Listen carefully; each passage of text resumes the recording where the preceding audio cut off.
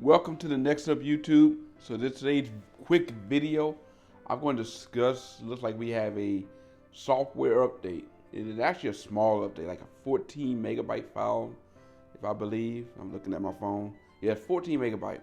And it's supposed to be addressing, according to Google, and I'm going to post their page where it states that it's supposed to help improve fingerprint sensor performance as well as minor bug fixes.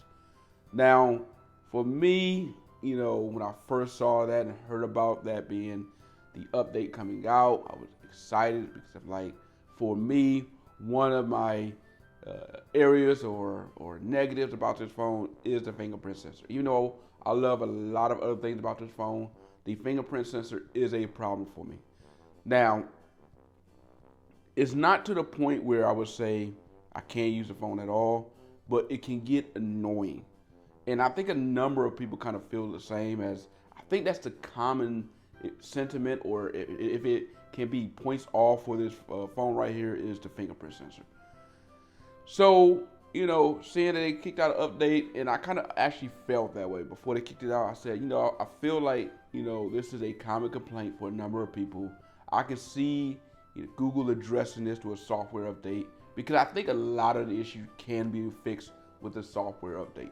I don't think it's completely hardware that is garbage.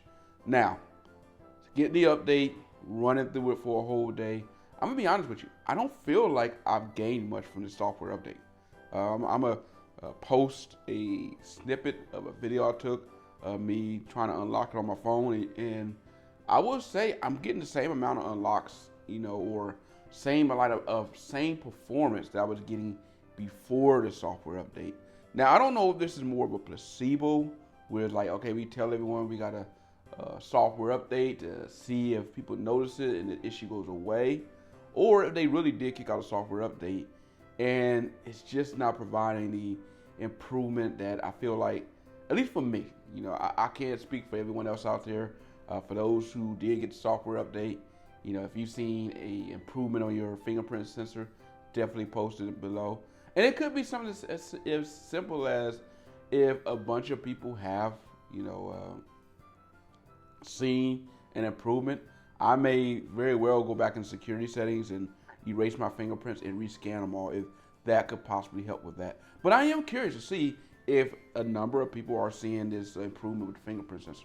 Like I said, for me, I'm not seeing that, so I don't think that really addressed it. But I do hope they get that fixed. Now, as a bonus to this, there was one other thing I complained about this phone, mainly that was talked about in a video I made yesterday, and it was a volume issue.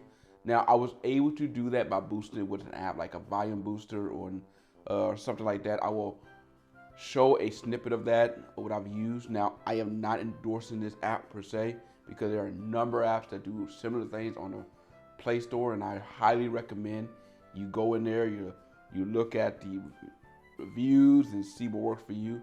So far, the couple apps I've seen, they do have ads. I'm trying to find one that I can just go without having to deal with the ads.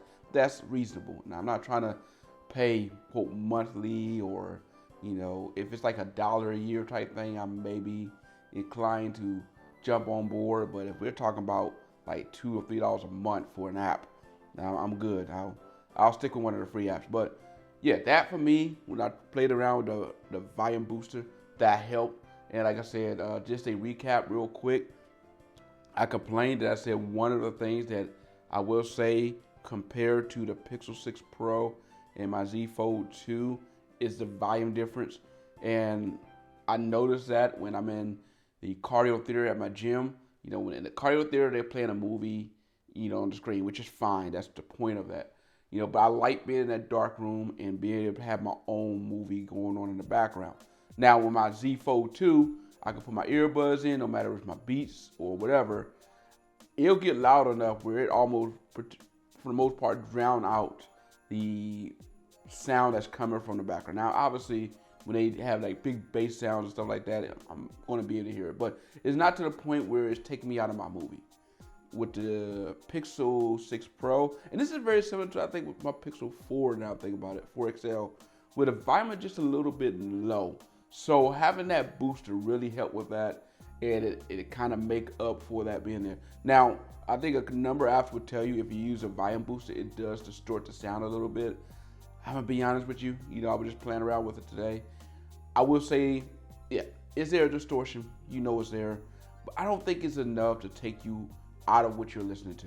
Like a good example of this, I was listening to some YouTube videos and stuff in the background. A lot of times I like to do that, my earbuds in, and I decided to use a volume booster just to test it out. And yes, I could hear just a little bit of a distortion, but it's one of those things that you can ignore, over time, and you almost forget about it. But hopefully that helps you out if you're having a problem with the volume being a little bit low.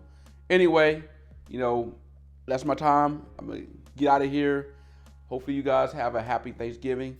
And if I don't post anything else, this is the next of YouTube. I'm out.